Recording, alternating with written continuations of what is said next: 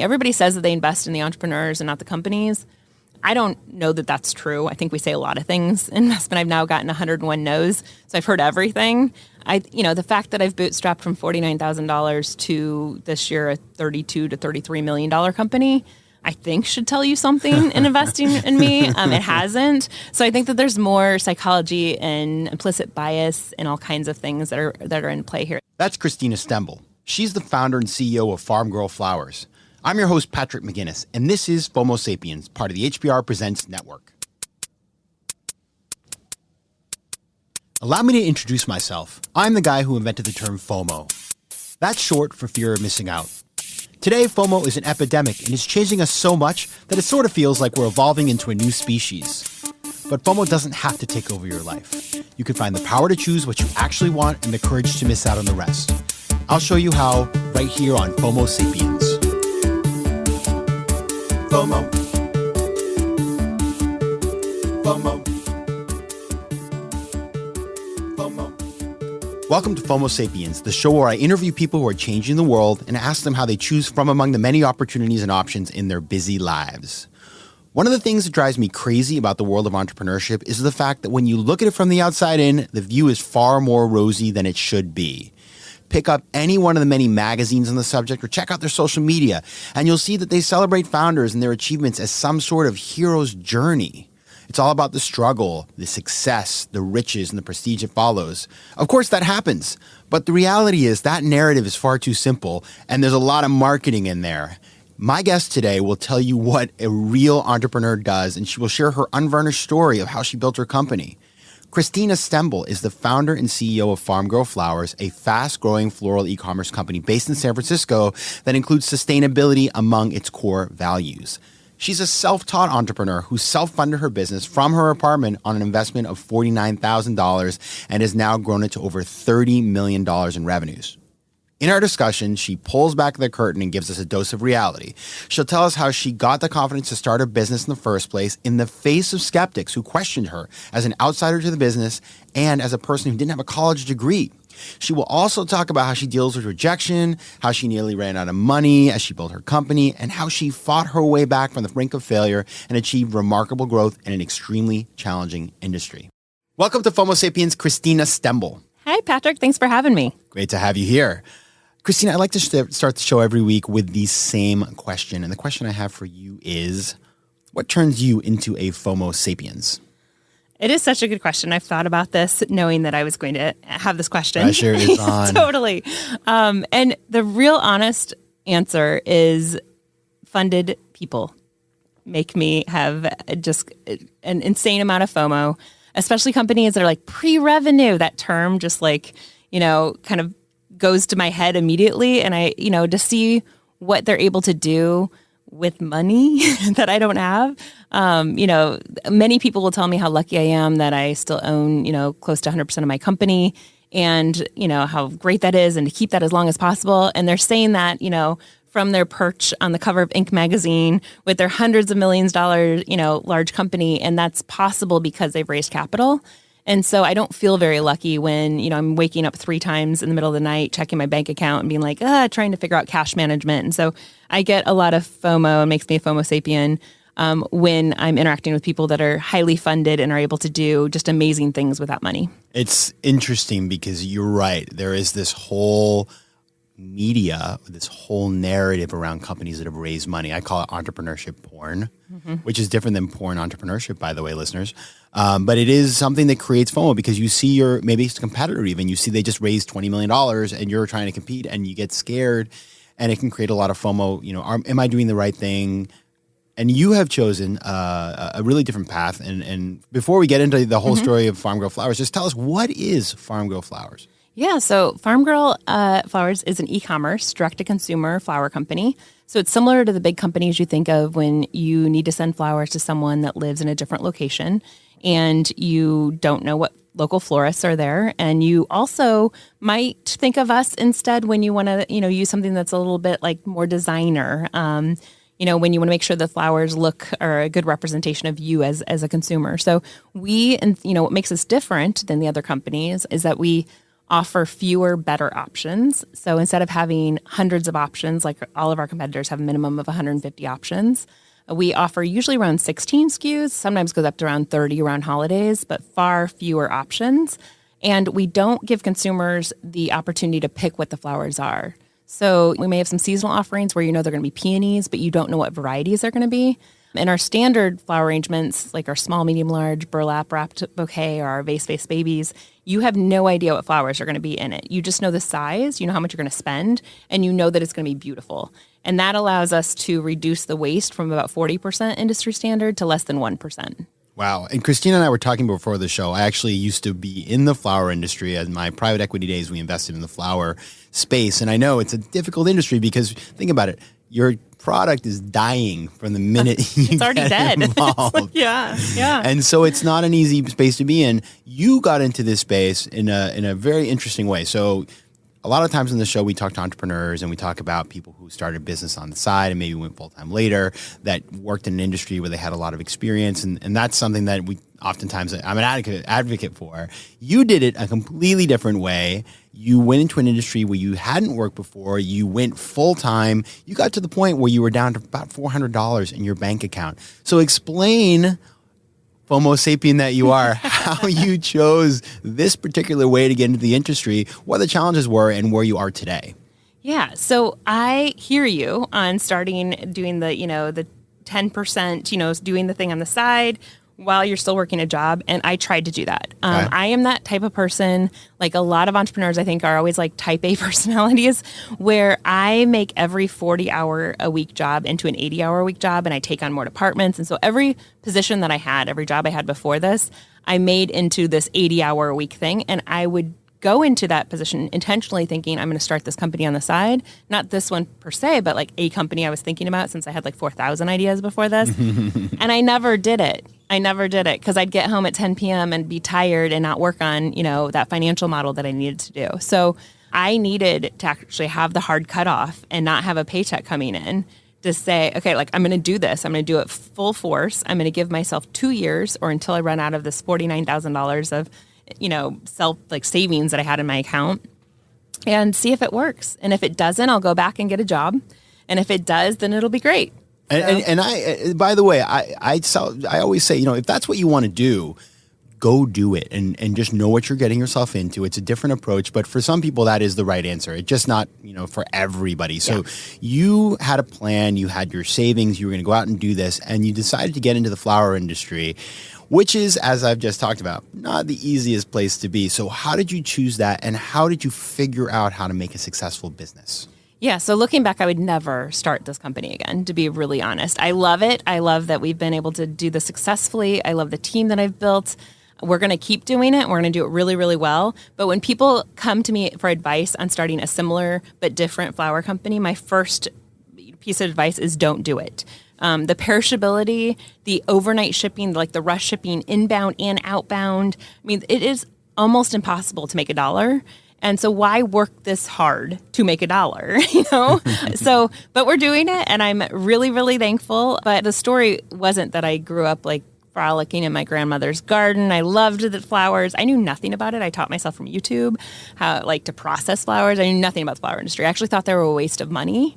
Back in the day, I would send my mom flowers twice a year from one of those traditional e-com companies. Sure. And I felt like ripped off every single time. So I was, solving a problem that I actually had myself. I didn't have the pedigree that most people have in Silicon Valley, especially. So I don't have a college degree at all, not just business school. I don't have an undergrad degree. I always went in at the bottom at every job that I did and had to work my way up, which has really helped me in Farmgirl because I've learned so many skills from doing that. But I didn't have the traditional, this was my passion and I started this company. And I think as women, we're often especially if a creative space, that's the natural story that people think of. I knew I wanted to start a company. I knew I wanted it to be able to grow really big. I knew I wanted to actually disrupt an industry and do something different. I didn't want to take somebody else's idea and just do a slight little tweak and then call it my own. I wanted to actually do something really different. If I had one shot, I wanted to aim for the stars. I wanted to go for the gold, And so most of the ideas I came up with didn't hit all of the things I wanted to do, or they required millions of dollars of capital. And I knew without the pedigree, there was no way I was going to be able to go be one of those companies that got pre-revenue investment, that, trigger word. And for me anyway, trigger. And I knew I was going to have to go prove the concept first. And then I thought then I would be able to go raise capital. It has not turned out to be the way that has worked for me, but we've been able to bootstrap it thus far. How do you've identified a challenge, which is something that I think anybody who starts a business has to deal with. But you're right. A lot of times you see that you get that investment deck from an entrepreneur, and on page 2, there's a picture of their smiling face with the logo of the Harvard or the Wharton or the Stanford underneath, and the JP Morgan and the Goldman Sachs and all that sort of stuff. Or tech companies. Yeah, exactly. Nowadays it's more tech, Facebook or Instagram. Yep. And that right there and the networks they acquire in that process kind of smooth the whole thing over. How did you get the confidence to say, you know what, I'm coming from a different place, but I can make it too? Yeah, so I've always believed in myself, and I think that's really important. People ask if I've had mentors in my life or if my family, there's a lot of entrepreneurs. There's not. I grew up on a tiny little farm town in northern Indiana. I never fit in. I just always knew I was going to be able to do it, and that was enough for me to be able to do it. I didn't need validation from other people saying, you're going to be able to do this, And it might not have worked, it might have been a big flop, and that's okay. But I didn't need that. But on my pitch deck, my About the Founder page is the very last page on my deck. And everybody is like, that should be in the front. And I'm like, no, it shouldn't. Because as soon as they see that I'm a solo female founder with no co-founders, with no pedigree, with no C-suite, I'm the, CEO, the COO, the CTO, the CMO. I'm all of those things. I have a phenomenal team, but we don't look like any of the companies that people invest in. And so I would try to bury it, and it didn't fool people, but at least it got them through my deck first to see that I have this track record of, we've grown at least 50 to 100% or over 50 to 300% year over year. And so, it didn't help me, but I didn't showcase that as the selling point for my company. Everybody says that they invest in the entrepreneurs and not the companies. I don't know that that's true. I think we say a lot of things in investment. I've now gotten 101 no's, so I've heard everything. The fact that I've bootstrapped from $49,000 to this year a $32 to $33 million company, I think should tell you something in investing in me. It hasn't. So I think that there's more psychology and implicit bias and all kinds of things that are in play here that we could go into great detail, and this could be a 10-hour podcast. Yeah, we'll just get out the couch. We can both sit down. Totally. I understand what you're saying. I got rejected 33 times for my first book. And so I totally understand that. And what it made me feel at the time was an imposter syndrome. And it, part of the process of becoming, I guess, now I'm going to sound really woo-woo, but self-actualized is getting over the imposter syndrome. So where are you in that process of saying, okay, I made it here, I'm just going to accept the fact I made it, and I can own this, and maybe one day I want to be in the front of the deck or whatever. Yeah. So imposter syndrome is something that I don't fully understand. I think that, I felt very insecure at times, but it was more from the female standpoint. To be honest, it was more about all the negative feedback I was getting about the way I looked, or things like this that have no bearing whatsoever on the way that I do business and run a business. And there were so many negative things coming in that I started to feel, but it wasn't about my abilities to scale this company. I know I can make this $1 billion company. I know I'm also might be 80 years old when I get there. It might be a very long track, but I know that I can do it. I also understand that other people do not believe I can, but I kind of think it's their issue. My dream in life is to go back to those 101 people, which will probably be 200 or 300 by that point, and do my Pretty Woman moment where I take my check at my exit and I just, be like, big mistake, huge mistake, just like Julia Roberts did. I know that we are a good investment. And if you can't see that as an investor, then I kind of think that's on you, because I look at your portfolios and your success record and it doesn't look super great. I mean, I have a pretty good success record in the last 8.5 years. So I believe in myself. Yeah, I think that's really critical. And the reality is, and you've identified this well, and we've talked about this a bunch on the show, is that people tend to, oftentimes investors invest in people that are just like them, and they miss out on opportunities. And we had on the last season, Anu Dougal of the Female Founders Fund, and her entire thesis is backing female entrepreneurs, and that those types of funds are coming out. So we're seeing more of that. But there are certain sort of lanes that if you're in that lane, if you went to this school or you have this background, you worked at this company, you get a pass in a way that other people don't. Yes. And you have to pattern match, right? I mean, it's just like every industry, and we don't pattern match, and I get that. So I don't want to say it's only because I'm a unpedigreed solo female founder. It's also because I run a company that isn't software. Yeah. It doesn't have huge margins. It's never going to have huge margins. I also won't lie on financial models. I would rather underpromise and overdeliver, which is what we do every single year. We come in millions over.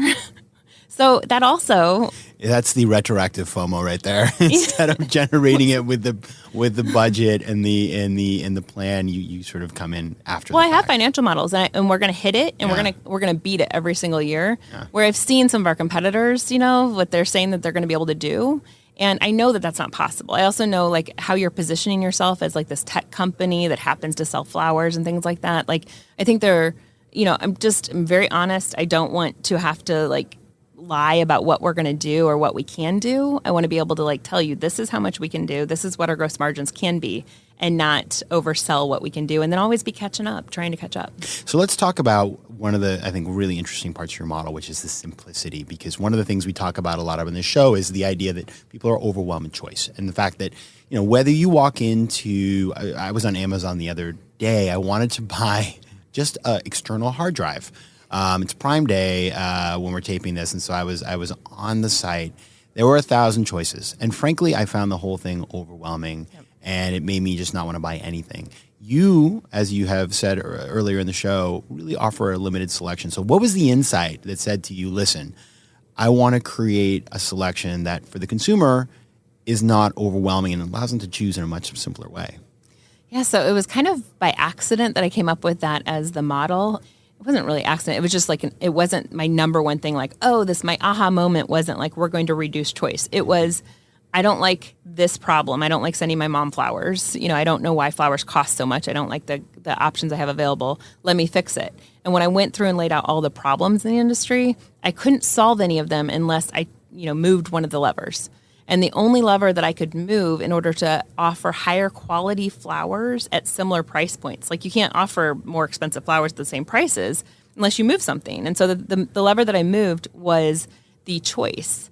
And so, I thought, well, I don't really want to spend an hour of my lunch hour going through 169 options to find the least ugly option, which was usually like an all white bouquet that I would send to my mom, and then it wouldn't be an all white bouquet, it would be dyed color green daisies. Anyway, I would rather go and just spend 5 minutes, have a 5-minute checkout process or at the most, and just trust that it's going to be beautiful and pick like from a few things. I actually looked at In-N-Out Burger, which is like Shake Shack out here. Yeah, we don't have that on the East Coast, but I dream that someday it will come. Yeah, it's amazing. And it's always like a 30-minute wait every time that you go to In-N-Out Burger.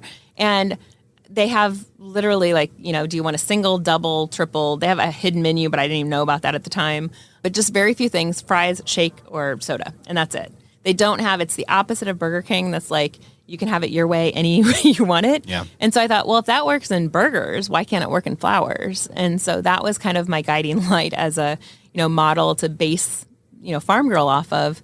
And that allowed me to move the lever so I could not have the 40% waste. And I could take that waste down to under, I budgeted for 2%. We've only gone over 1% once ever. And that was when we didn't have a cooler, when we changed warehouses. So every stem of flowers we buy that comes in good enough quality to use, we use. Wow. Because we don't tell you, are you going to have this variety of roses or this variety or this tulip or this calla? We don't even guarantee it's going to have a tulip or a calla in it.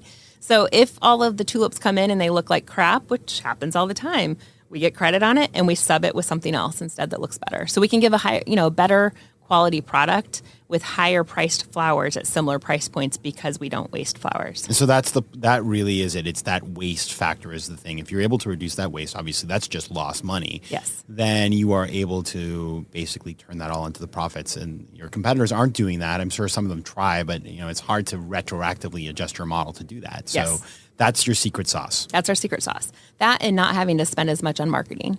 Because if we fix the product issue and we have a better product that people actually want, we won't have to constantly acquire new customers over and over again. Yeah. So we spend just a fraction compared to all of our competitors on marketing.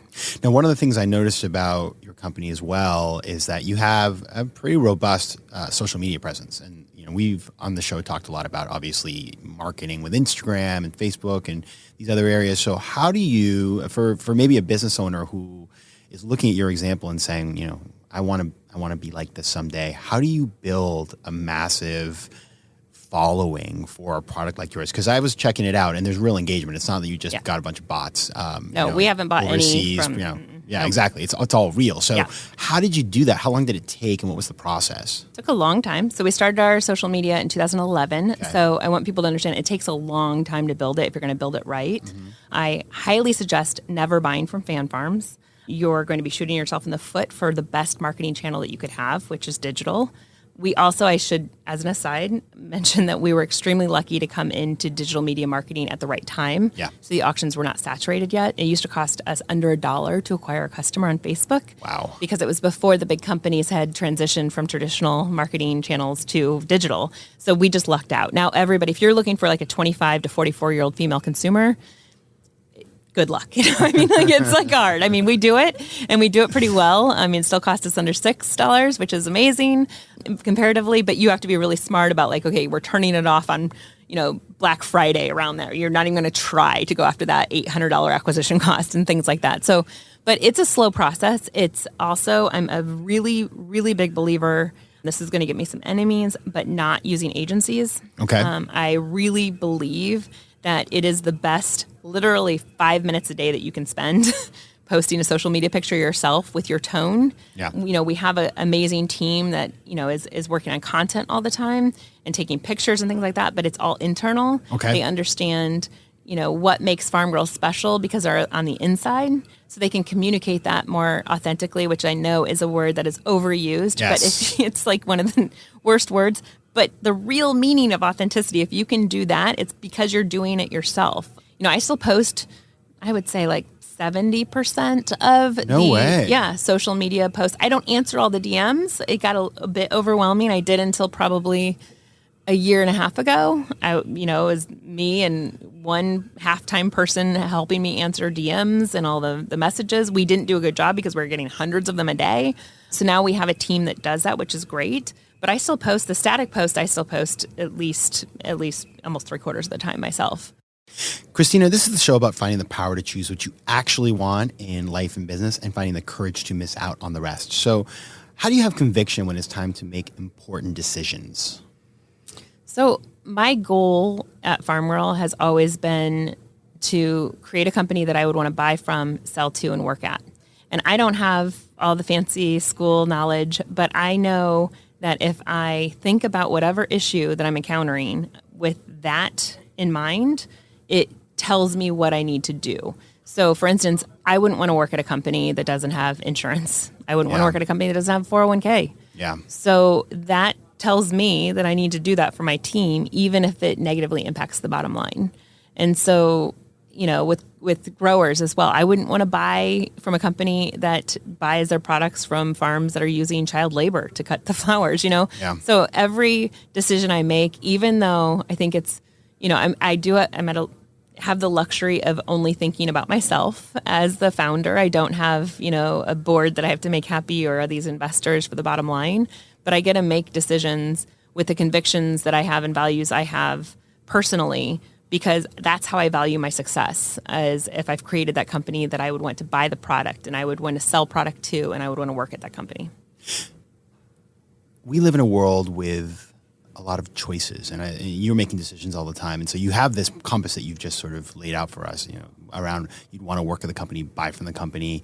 That sounds like a great sort of heuristic as you think about the decisions you make. But there's a lot of distraction out there. There's a lot of shiny objects. So how do you kind of miss out, as it were, on the things that could take you away? For example, all of a sudden tomorrow having 200 different varieties. Like how do you avoid that trap? Yeah, that's such a good question, and I have not avoided it in many occasions, and that is, and those are the big oops moments. Those are the ones I look back on, and I'm like, I wish I wouldn't have, done that just because we had 5 people that told me we needed to do it. So daily, there are people telling me how to run my company. Customers, people that want to be advisors, people just that are like, I see myself in you 20 years, ago, and I want to tell you what you're doing wrong, and all these things. And when I go and listen to someone else and I don't listen to my gut and keep my eye on the ball of what I want to do, like I know, for instance, I'll use an example. So a couple of years ago, on-demand delivery was the thing, right? And I was trying to pitch and trying to raise money, and Everybody in my space had raised all this money, and I thought we were going to be out of business in a couple months, 12 months. I thought I was going to have 20 people without a job at that point. Now it'd be 140, which is stakes get higher. And I went and pitched, and I was told, you need to do on-demand delivery. Everybody's doing on-demand delivery. We will invest if you can do on-demand delivery. Nobody's going to wait a day to get their flowers. Like, that is not the way the world is going. And I went back and I did a financial model, like 16 different ways to try to figure out how to do on-demand delivery and not have to charge. The minimum was $46 locally for delivery to make it work. Wow. Yeah, 46. We charged 25, and it's like the biggest complaint we have. Sure. And we still subsidized $1.2 million last year in shipping, right? So I couldn't figure out how to make it work. And so I went back to that VC firm I won't mention here in San Francisco. And I said, I can't make it work. Do you have analysts that are way smarter than me that can tell me what I'm doing wrong here? And they said to me, no, that's your job to figure out how to make it work. Come back to us when you do. So I didn't. And my gut was telling me, like, on-demand delivery sounds like a nightmare, having to open in every major city and replicate the same thing, which is so hard in one city over and over and over again. I can't do that. I'm going to die, And so I didn't do it. And my gut told me the way to scale this company is distribution centers. Those companies are no longer in business.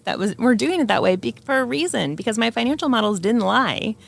There's no way the unit economics work that way. So I think I'm so grateful that I didn't do that just so I could raise a couple $1 million, because we'd probably be out of business right now, where I know we need to open distribution centers in a few key places to get to 99% of consumers out there instead of focusing on that 1% that live in major metro areas. And one takeaway I have from this is, hey, advice givers, when you're giving advice, know what you're talking about. Like, oftentimes we are tempted, and it's a good thing to give advice, and the conversations that people have are good. But if you're giving advice with your finger in the air, seeing where the wind is blowing and not based on experience, or you're not taking any time to put yourself in the seat of the person with whom you're speaking, chances are you're going to give them advice that isn't very helpful or could actually lead them astray. So that's a great example. And it's like, we can't figure it out. That's your job. That, to me, that's lazy. Yeah. Really lazy. It didn't work. Yes, a couple years later, I'm looking back and I'm like, oh, wow, those companies aren't in business anymore. Glad I didn't do that. Yeah. There's other ones I have done, though, so I won't go into. That was a good example for me. Christina, you can't have it all. So as you build Farmgirl, what are you missing out on? Life, to be really honest. I work no less than 100 hours a week, a lot of times 140 hours a week. I sleep a couple hours a night. I put work above everything else, everything. I'm not saying this as a pat on the back because it doesn't look good for me. I'm saying it because nobody says what it really is. Like, it is not like, oh, it's a couple of years of really hard work. Like, all the books I read were like, the first 2 years are so hard. And I'm like, the first 2 years sound like a cakewalk now looking back on it. Like, if I failed, I could live in my car and whatever. Like, the first 2 years are scary because you don't know if people want what you're selling. But it wasn't scary that 140 people are going to lose their apartments because I can't pay them, you know? So I work harder now at year 8.5 than I ever worked the first year starting out, or second year. So, and it doesn't get better. It's not like it's, there's this huge, at the end of the year 2, literally I thought, okay, now it's going to get easy, because that's everything I read. It's going to get easy now. And it just got harder and harder. So I just want to say, really honestly, it is so much hard work. It is so much grind. It is so much, every time you get through one thing, there's another thing, unplanned expenses all the time. We had $1.2 million last year in unplanned expenses. That's crazy, right? On a $23 million company last year. That's not chump change. No, and this year we're on track to do almost that much in unplanned expenses. There are, audits constantly. There are new taxes. We just got another tax bill for $90,000 last week we didn't expect, and now we have to budget $20,000 a month, $15,000 to $20,000 a month for this new San Francisco tax. So it's constant. It's all the time. And just when you think, oh, now I'm going to be profitable in this next year and all this, it isn't. You're not. And so you have to always figure out your next move and work just as hard as you did. So what's your secret to staying sane in all that craziness? My Friday night sleep session. So I sleep 10 to 12 hours every Friday night. So I'm not a believer that you can't catch up on sleep. We were talking about this morning. I am just religious about it. So Friday nights, if I only sleep, 2 hours, 3 hours a night, 4 hours is the max during the week. On Friday nights, I catch up. All right, so everybody who knows Christina, do not be calling her on Friday night. No. She needs to sleep. Yeah. This has been a fascinating discussion, and I've learned a lot. It's been a lot of fun. Where can our listeners find you and keep up with Farmgirl? Yes, please come find us on our digital channels that we just talked about. Facebook, Farmgirl Flowers, Instagram, Farmgirl Flowers, and also our website, which is farmgirlflowers.com. Excellent. Well, I want to thank you so much for stopping by the studio. I want to wish you best of luck. And Christina Stembel, I look forward to seeing what you do in the future. Thank you, Patrick. It's been a blast. FOMO. And now it's time for the FOMO moment of the show, which is the time when I talk about FOMO and its role in pop culture or tell you about something that's giving me FOMO. Today, I want to talk about my summer vacation. This August, I spent a week in one of the few spots left on Earth where, thanks to a potent combination of environmental, geographical, cultural, and political factors, basically no FOMO there. This is the land without FOMO, also known as Turkmenistan. You might have heard about Turkmenistan in the past. It's a country where the former president for life, Turkmenbashi, renamed the months of the year after his family members, changed the word for bread so that it was the name of his late mother, built a gold statue of himself that rotated to always face the sun. He was also obsessed with dental care, outlawed smoking, and actually made his dentist his successor.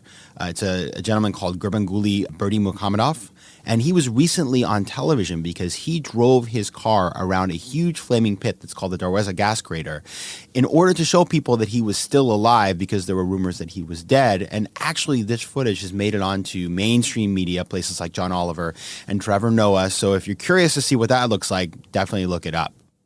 So while all this is interesting, and Turkmenistan is a really unusual country, it's actually really hard to visit. They supposedly issue less than 10,000 visas a year. I was lucky enough to get one, and I was able to spend some time there. And while the country is very different than anywhere I've ever been, one thing that really stuck out to me is the fact that it's very hard to have FOMO because FOMO is basically outlawed. Social media is illegal. It's very difficult to get Wi-Fi, and if you do have Wi-Fi, that Wi-Fi is very slow. And so I talked to some local people who live there. In fact, people who had lived overseas and had experience living in the West and then living in Turkmenistan, which is a very different environment. And what they told me was what the big difference they see is that when you live in Turkmenistan, you're living in an environment where there just isn't that much information. So you just don't have the ability to get online and compare what's going on in Turkmenistan with other countries to know what's happening in the world. And so it's a very interesting place to spend time. And obviously, I don't endorse the restrictions on personal expression and information. That's clearly an issue. But to spend time there and live in that environment for a week, for me, was revelatory because I realized spending time away from my devices, just how really tied to them I am. And so coming back, I've tried to preserve the lessons that I learned in Turkmenistan here in the States, in New York City. And so far, I found I've actually spent a lot less time on my devices. So this is something I've been thinking about. You don't have to go to Turkmenistan to have a better relationship with your devices. We'll be talking about a lot this season. But if you do get a chance to check it out, I'd love to hear what your experience was like. Turkmenistan is a beautiful country, and I hope that some of you get a chance to visit it someday soon. FOMO. Big news. You can now pre-order my upcoming book, Fear of Missing Out, Practical Decision Making in a World of Overwhelming Choice at patrickmcginnis.com/FOMO Sapiens. While you're there, make sure to download my free gift for you, the FOMO Sapiens Handbook, which is an exclusive guide to spotting and managing FOMO and even turning it into a force for good. And as always, if you have an idea for the FOMO moment of the show, you can reach me on Twitter at PJMcGinnis, on Instagram at PatrickJMcGinnis, or on email at letsconnect@patrickmcginnis.com. FOMO Sapiens is part of the HBR Presents Network. The show is produced by AW360 and recorded in New York City. Theme music is by Mike McGinnis. If you like today's show, please be sure to subscribe, rate it, and recommend it to your friends. And as always, you can find me at patrickmcginnis.com. You can also take the official FOMO diagnostic at patrickmcginnis.com/FOMO-quiz to find out if you're a FOMO Sapiens.